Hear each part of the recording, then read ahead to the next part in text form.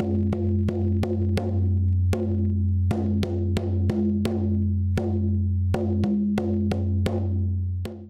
everyone, we are here in the White Mountains of California, and we are in a Bristlecone Pine Forest. These are the oldest known living organisms on the face of the earth. They're 5,064 years old. That was just recalculated in 2013. So we are amongst these ancient giants, and they are so beautiful. It's silent up here. We're at about 11,000 feet plus, and we've been just walking and meditating amongst these trees. It's been beyond words. It's been amazing. And one of the teachings I've been getting loudly here is to really work on moving into the earth, to be rooted in nature, to move like the roots into the earth, and to feel with our perception the energies of the earth, and then to pull that energy back up through our bodies into our heart center, and then basically supernovaing into the cosmos, and then raining down the wisdom nectar back onto us, and perfecting the three medicines.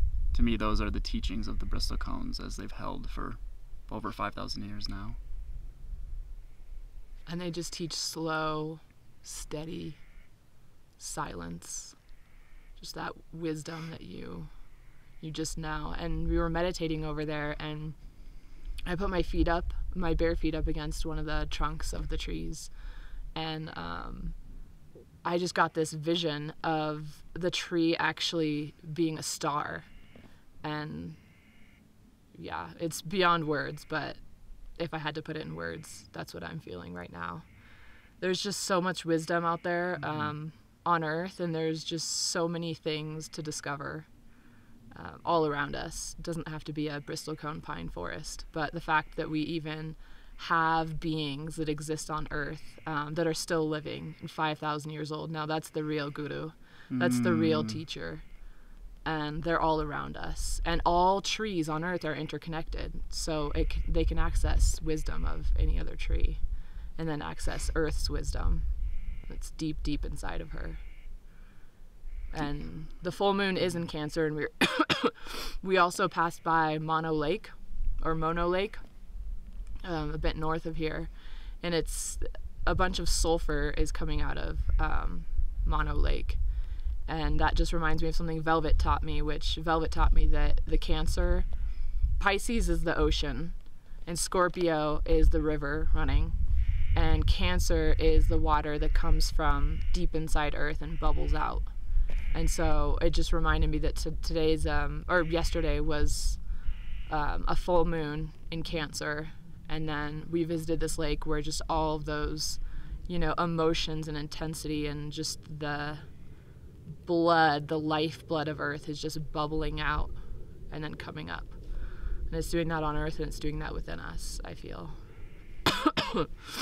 And it's a spectacular opportunity for us as individuals to move into those emotions that we have suppressed throughout our lives, and collectively working through our own personal trauma and through the trauma of our species. As these opportunities arise, we can move back into these emotions and these feelings that have been locked away, and really release them and allow them to transform into medicine as opposed to poison.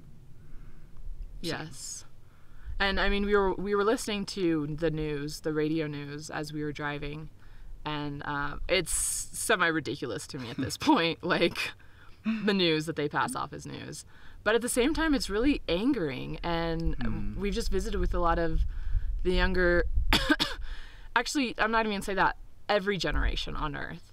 And we've been visiting with a number of people, that span all ages, and there's just this anger coming forward.